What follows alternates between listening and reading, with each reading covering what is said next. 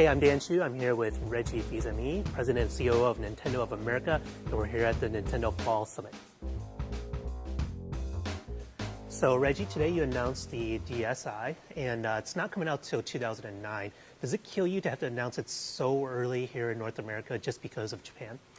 Not at all. It's critically important in our Japanese home market that we announce and launch the new DSi. That's because they've reached such a huge level of penetration that this is a great way to keep driving momentum in their market. Here in the United States, actually all through the Americas, we continue to have great momentum on DS Lite. And so for us, we have a huge opportunity, much more consumers who want the original DS Lite. And so for us, it will be a fantastic opportunity in our next fiscal. But right now, it's not a hardship to have to show off this great, good-looking device. But by announcing it so early, are you sort of discouraging some consumers who might be on the edge and they say, well, you know what, if I just wait a few months, especially next year, why don't I just wait for the new DSi instead of buying a DS Lite? The critical decision for those consumers is how long do you wait? Because we haven't announced a launch date. We won't announce one here today. And really for us, it's going to be in our next fiscal. So certainly after April. That's a long time to wait for a consumer who will be bypassing new titles like Chrono Trigger and the new Pokemon title.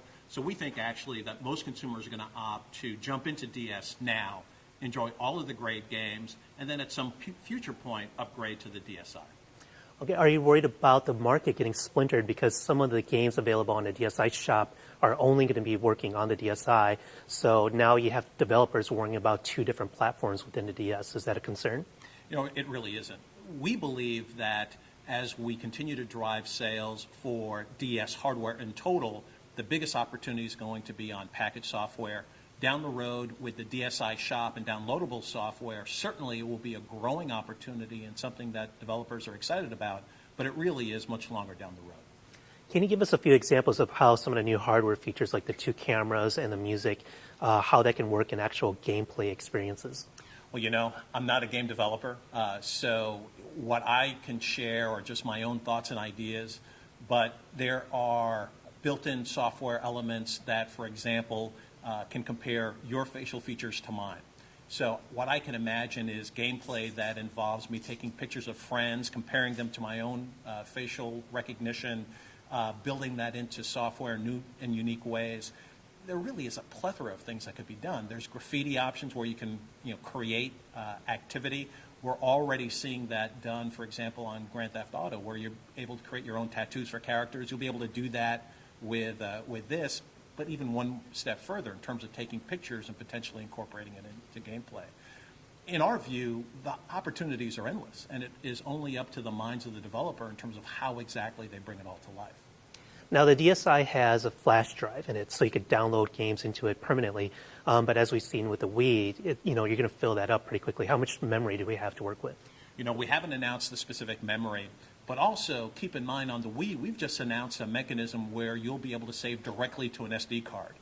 This has an SD card slot, so it's not a huge leap to believe that potentially that same type of capability will be built in to the DSi to alleviate any type of memory issues. Now, is part of your strategy with the DS, as we saw with the original DS to DS Lite, is part of it to bring out a more attractive package and then you get the hardcore gamers to upgrade to the new ones and they pass along their old machines to a more casual gamer in their family household to kind of increase your market share? Well, we certainly do expect that to happen. And that goes back really to your very first question about, are we concerned about having to announce it so early? And the answer is no. And that's because we do expect the earliest adopters to be the core consumer who already has a DS Lite. Once they upgrade, if you will, to the DSi, they'll pass along their original DS or DS Lite to some other family member, and that is part of our longer-term strategy. We would ideally want one DS to one person across the Americas. That's a huge, lofty goal, but that's certainly what we're trying to get to. Cool. Now, with the Wii, in the past, some of the games we're looking at, like Mario Kart, for example, or Mario Galaxy, the motion controls kind of complement traditional gaming controls, and that sort of eases the hardcore gamer into what the Wii's trying to do. But looking ahead, like games like Punch-Out, where it's all Wii motion-based, is that kind of a philosophy moving forward where you want to go all motion control just to make it more accessible for everyone? You know, it really is all driven by the game. We showed a game here today, the Conduit, that is much more using just a pointer element or the pointer plus nunchuck elements to add a new way of playing games. It works for that. It's a first-person shooter versus Wario Land and the way you shake the controller. It works for that type of game. In our mind, we just want the right gameplay for the particular game and to leverage the unique elements of the input devices. Well, Wii Fit, you showed that off a little bit today, but you can't buy them in stores. Like, when are we going to see a more supply increase for Wii Fit? Well, a supply increase for Wii Fit is happening right now. And again, if you look at, for example, the NPD data here in the U.S., you see more and more Wii Fit being sold because we're putting more and more into the marketplace. For this holiday, we'll also have an extended flow of Wii Fit hardware into the marketplace, and we'll try and satisfy as much of that demand as possible. Now, at E3, you guys got a lot of criticism for not showing enough core games. And really, when gamers complain about the lack of hardcore games, what they really mean, and you showed a lot today, but what they really mean is, where's Zelda? Where's Mario? So where are they? You know, it's a great question, Dan. And I have to just step back and remind people. Smash Brothers is less than a year old. Kart is less than a year old. We're only getting to a year anniversary for Galaxy. We've just launched all of these great franchises. Do we have those specific teams working, the Mario team, the Zelda team? Absolutely. You got to give us a little bit of time to create these games. They will be coming. I'm not going to spoil the surprise of when, but those games are all coming. Maybe we'll hear more about them next E3? Maybe.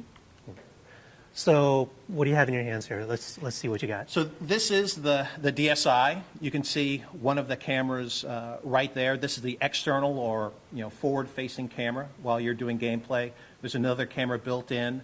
You could see that it is lighter. You could see that we've taken out the GBA slot. You could also see that I'm playing Final Fantasy IV. And so, really, this is what we'll be launching in Japan on November 1. And the reaction so far has been fantastic for their market. And again, for us, it's something that's going to be in our next fiscal year, so after April 2009.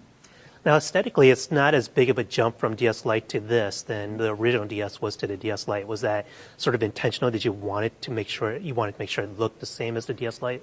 It wasn't so much making sure it looked the same as DS Lite, but what we wanted to do was make sure that we leveraged all of the learnings that we've had and what makes a great portable device. Obviously the clamshell protects the multiple screens. What we have done is we've made the screens larger. We're able to do that in adjusting the button layout and some of the other elements. We wanted to make it thinner just to increase the portability.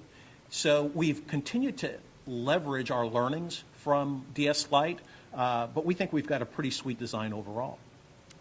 Now, during the press conference, when you were talking about the DSi, you almost sound like you were making excuses for the camera and the music player. You sort of said, well, hey, it's not going to be the best camera on the market. It's not going to be the best music player on the market.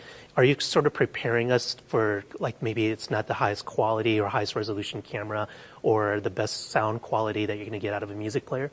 What we're preparing you for is the key difference for the DSi. And the key difference is, how do you use visuals as entertainment? How do you use sound as entertainment? That's a very different approach than wanting to take the prettiest picture. What I want to do is take a photo of you and draw a mustache on it,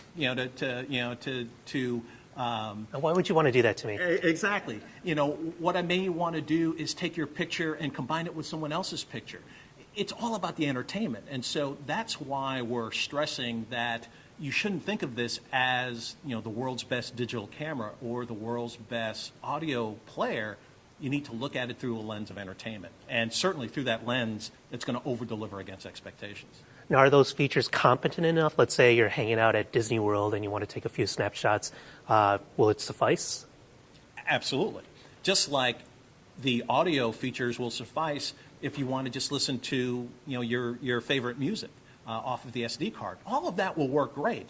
But again, in our view, what we offer is that added level of entertainment. And that's why you'll want to carry this in your pocket all day long. Thanks, Reggie. So there you go. That's the big news from the Nintendo Media Summit.